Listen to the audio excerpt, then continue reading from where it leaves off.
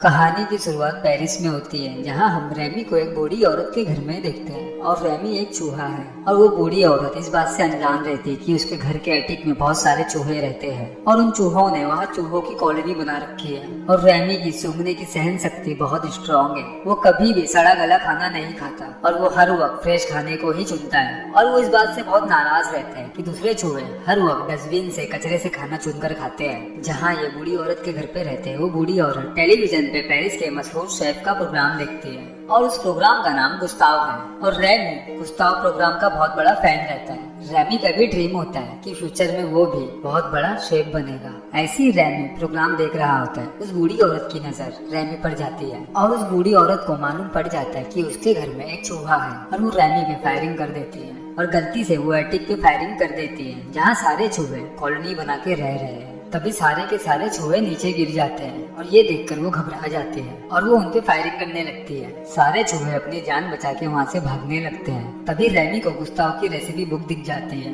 और वो रेमी की मनपसंद बुक है, जहाँ सारे चूहे अपनी जान बचा के बारिश में भाग रहे हैं और रेमी जान पे खेल के उस बुक को हासिल कर लेता है। सारे चूहे छावनी कैंप में बैठ के भाग जाते हैं और रेमी उनसे बिछड़ जाता है और उन्हें वो सर्च करता है, वो नहीं मिलते और वो मायूस हो जाता है। आगे हमें बताया जाता है रेमी उस रेसिपी बुक को ओपन करके पढ़ने लगता है और गुस्ताव उसके सामने आ जाते हैं और ये उसका इमेजिनेशन होता है। गुस्ताव उसे कहते हैं, तुम्हें कोई नहीं रोक सकता, तुम जो करना चाहते हैं, जो बनना चाहते हैं, बन जाओ। गुस्ताव की ये बात सुनकर रेमी मोटिवेट होता है। तभी रेमी गुस्ताव के फेमस रेस्टोरेंट में पहुंच जाता है। तभी रेस्टोरेंट में हमें एल्फ्रेडो को बताया जाता है, जहाँ उसे रेस्टोरेंट में क्लीनिंग की जॉब मिली है और ऐसे ही एक दिन किचन में वो क्लीन कर रहा होता है और किचन में उससे सूप गिर जाता है। ये देखकर वो बहुत डर जाता है क्योंकि उसकी जॉब चली जाएगी और सूप की मात्रा बढ़ाने के लिए उसमें वो चीजें डालने लगता है ताकि सूप पहले की तरह फिर से अपनी मात्रा में आ जाए। और ये सब ऊपर से रेमी देख रहा होता है और रेमी के साथ गुस्ताव भी होते हैं, जो कि वो उन्हें इमेजिनेशन कर रहा होता है। और गुस्ताव का पहले ही देहांत हो चुका है और गुस्ताव इस दुनिया में नहीं है। रेमी नीचे देख के क्रोधित हो जाता है क्योंकि एल्फ्रेडो पूरे सूप की वाट लगा रहा होता है। उसे इस चीज का डर होता है, जैसे मैं बेरोजगार हूँ वैसे वो भी बेरोजगार ना हो जाए। तभी रेमी बाय मिस्टेक नीचे गिर जाता है और वो अपनी जान बचा के भागने लगता है। तभी उसे सूप की सुगंध आ जाती है और वो समझ जाता है एल्फ्रेडो ने पूरे सूप की वाट लगा दी है। तभी रेमी खुद उस सूप में अलग अलग उत्पादन और मसाले डालने लगता है। जैसे वो वेजिटेबल्स डाल रहा होता है, उसे ये करते हुए एल्फ्रेडो देख लेता है और उसे वो कैद कर लेता है। तभी वहाँ पे सीनियर शेफ आ जाता है और वो एल्फ्रेडो पे क्रोधित हो जाता है। उसे ऐसा लगता है कि एल्फ्रेडो सूप की वाट लगा रहा है। तभी वहाँ एक वेटर आता है और वो सूप को ले जाकर एक महिला को परोस देता है और वो महिला भोजन प्रदान समीक्षक जांच डिपार्टमेंट से होती है। सूप पीने के बाद वो महिला सीनियर शेफ को बुलाती है और उस शेफ को बताने लगती है, इससे ज्यादा स्वादिष्ट और जायकेदार सूप मैंने अपनी जिंदगी में कभी भी नहीं पिया है। और वो हेड शेफ अचंभित हो जाता है, जैसे कि उसे किसी ने बिजली का झटका दिया हो, और किचन में आकर सूप को पीने लगता है और उसे भी पता चल जाता है सूप सच में बहुत ज्यादा ही स्वादिष्ट बना है। और एल्फ्रेडो से कहता है, अब ये सूप तुम मुझे मेरे सामने बना के बताओगे। तभी हम रेमी को देखते हुए अपनी जान बचा के भागने की कोशिश कर रहा होता है और वो सीनियर शेफ की नजर रेमी पे पड़ जाती है और वो एल्फ्रेडो से कहता है, तुम इसे पकड़ के बाहर फेंक दो। एल्फ्रेडो रेमी को कैच कर लेता है और रेमी से कहता है, क्या सच में तुमने ये सूप बनाया था? रेमी इशारा करके उसे हाँ कहता है। तभी एल्फ्रेडो रेमी को आजाद कर देता है और रेमी डर के वहाँ से भाग जाता है। एल्फ्रेडो नाखुश हो जाता है क्योंकि कल उसे फिर से ये सूप बनाना है और उसे नाखुश देख रेमी फिर से उसके पास आ जाता है और दोनों एल्फ्रेडो के घर चले जाते हैं और रेमी एल्फ्रेडो के लिए बहुत बेहतरीन खाना बनाता है। फिर भी एल्फ्रेडो मायूस है क्योंकि उसे कल फिर से यही सूप रेस्टोरेंट में बनाना है। दोनों सूप बनाने की प्रक्रिया शुरू करते हैं। रेमी एल्फ्रेडो के सर पे बैठ के उसके बाल खींच के उसे उत्तेजित करता है, उससे समझा रहा होता है कि उसे कौन सा मसाला डालना है, कौन सा मसाला नहीं डालना है और एल्फ्रेडो सूप बनाना सीख जाता है। अगले दिन एल्फ्रेडो रेस्टोरेंट में जाकर सूप बनाने लगता है और रेमी उसके कैप में छुपा होता है। वो उसे अंदर से सिखा रहा होता है कि उसे कौन सा मसाला डालना है, कौन सा मसाला नहीं डालना है। वो उसे उत्तेजित कर रहा होता है और एल्फ्रेडो सूप को बहुत जायकेदार और स्वादिष्ट बना देता है। और जो यहाँ पे सीनियर शेफ है, वो गुस्ताव के मरने के बाद इस रेस्टोरेंट का मालिक रहता है और वो एल्फ्रेडो को जूनियर शेफ की नौकरी दे देता है और उसे एक महिला शेफ से मिलाता है और कहता है, ये महिला शेफ तुम्हें नए नए प्रकार के भोजन बनाना सिखाएगी, ये तुम्हारी निगरानी भी करेगी। उसके बाद वो अपने दफ्तर में आता है और एल्फ्रेडो के दस्तावेज चेक करने लगता है, जो कि उसने जॉब ज्वाइन करने से पहले उसे दिए थे। उसके दस्तावेज की जांच करने के बाद वो जान जाता है कि एल्फ्रेडो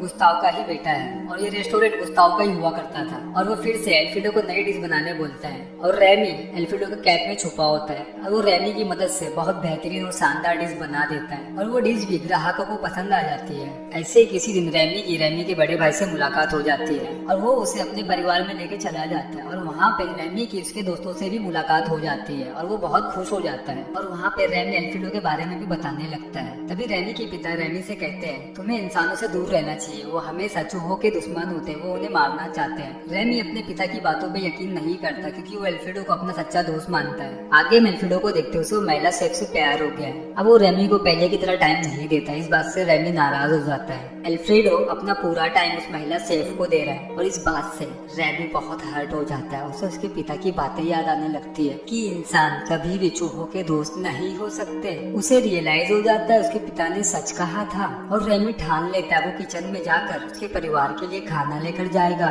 रेमी जब किचन में जाता है तो देखता है कि किचन तो बंद है और किचन की सीनियर शेफ के दफ्तर में है और वो दफ्तर में की चुराने घुस जाता है और तभी रेमी की नजर एल्फ्रेडो के दस्तावेज पे जाती है और वो क्या देखता है, एल्फ्रेडो गुस्ताव का बेटा है और गुस्ताव ने पावर ऑफ अटर्नी एल्फ्रेडो के नाम पे बनाई थी, यानी कि गुस्ताव के मरने के बाद रेस्टोरेंट की जिम्मेदारी और रेस्टोरेंट का मालिक एल्फ्रेडो रहेगा। और रेमी एल्फ्रेडो के लिए वो पेपर चुरा के भागने लगता है और रेमी की ये करतूत सीनियर शेफ देख लेते हैं और वो उसका पीछा करने लगता है और रेमी उसे झांसा देके बच निकलता है और वो पेपर एल्फ्रेडो को दे देता है। पावर ऑफ अटर्नी एल्फ्रेडो के हाथ आते ही वो सीनियर शेफ को लात मार के निकाल देता है और एल्फ्रेडो रेस्टोरेंट का मालिक बन जाता है और वो रेस्टोरेंट बहुत प्रसिद्ध हो चुका है, बहुत फेमस हो चुका है। हर न्यूज हेडलाइन में उस रेस्टोरेंट की चर्चा हो रही होती है और पूरी दुनिया को पता चल जाता है एल्फ्रेडो गुस्ताव का बेटा है। तभी हम एंटन ईगो को देखते हैं, वो रेस्टोरेंट में आता है और एंटन ईगो एक आलोचक क्रिटिक है। एंटन ईगो ने कुछ ईयर पहले जब गुस्ताव जिंदा थे उनके रेस्टोरेंट को रिव्यू दिया था और वो रिव्यू बहुत खराब था। इस सदमे की वजह से उन्हें हार्ट अटैक आ गया और उनकी डेथ हो गई। तभी हम एंटन ईगो को देखते हुए एल्फ्रेडो से कह रहा होता है मैं अगले हफ्ते फिर से आऊंगा और तुम्हारे रेस्टोरेंट की डिशेस को टेस्ट करूंगा और तुम्हें फिर से रिव्यू दूंगा। तभी हम आगे देखते हैं एल्फ्रेडो और रेमी के बीच में आर्गुमेंट होना स्टार्ट हो जाती है क्योंकि रेमी ने एल्फ्रेडो को बहुत सारी डिशेस बनाना सिखाया है और वो उसका श्रेय खुद ले लेता है, रेमी को नहीं देता।